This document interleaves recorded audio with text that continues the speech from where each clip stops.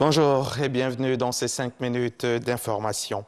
Le projet de loi de finances portant budget de l'État pour l'année 2022 et son annexe fiscale adopté à l'unanimité par les membres de la Commission des affaires économiques et financières de l'Assemblée nationale. Il est de 9 901 milliards de francs CFA, de quoi permettre au gouvernement de mettre en œuvre sa politique de développement économique et social, selon le ministre Moussa Sanogo. Les témoignages de Cheikh Koné à suivre à 13h.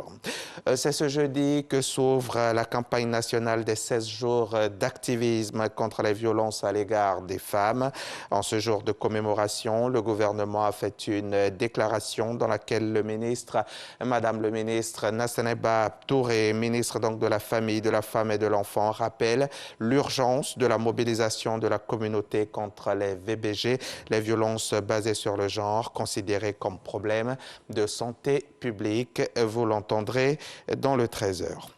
À Broukro, dans la commune de Bongouanou, il existe une multitude de sites d'orpaillage clandestins.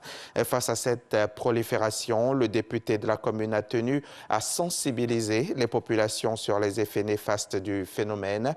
Et à bâton rompu, ils se sont parlé et les perspectives semblent bonnes. Le reportage d'Herman Niamia.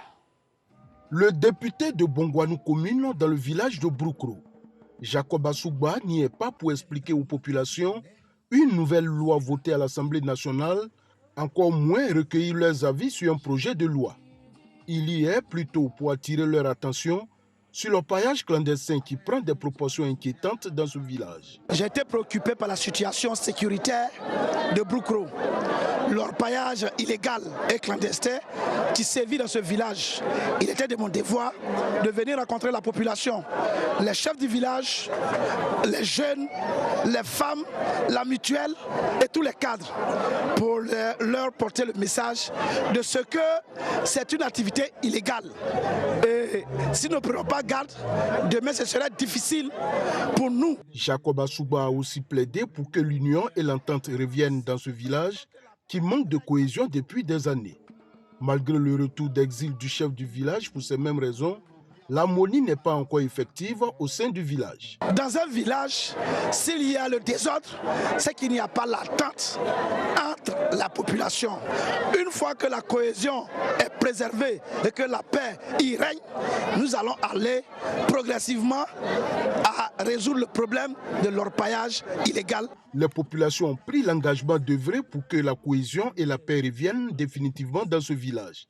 Elles se sont aussi engagées à lutter contre l'orpaillage clandestin. Nous avions déjà commencé à ce qu'il y ait la cohésion à Broukro, parce que le chef qui est là ne pouvait même pas venir à Broukro.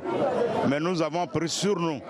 Personne ne nous a demandé. Nous avons pris 2 ans pour régler ce problème et pour nous c'est fini. Personnellement, je peux ne jamais autoriser l'orpaillage parce que ça détruit d'abord la jeunesse en fumant les drogues. Ce qu'on ne doit pas faire, c'est dans l'orpaillage qu'ils font.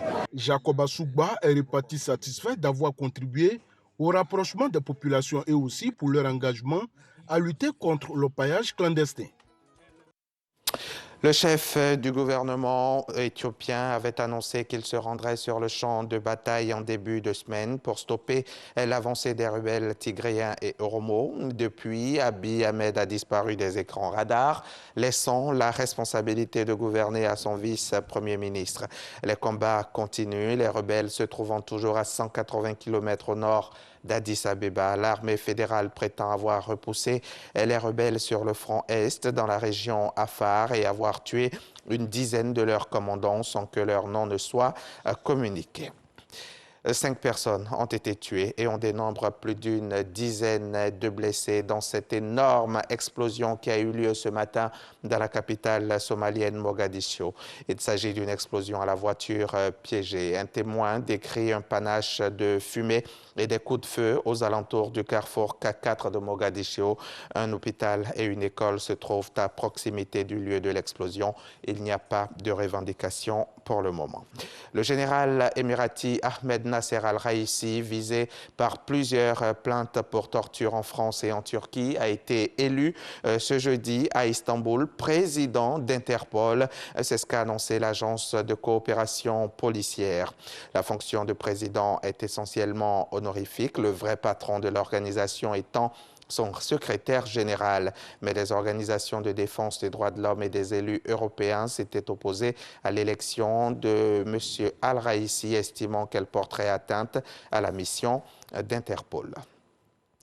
Pilier historique de la lutte pour la démocratie en Russie, la plus emblématique des ONG russes créée en janvier 1989 avec le physicien et prix Nobel de la paix Andrei Sakharov, c'est bien Mémorial. Elle est menacée de liquidation, c'est le terme utilisé en tout cas par la justice.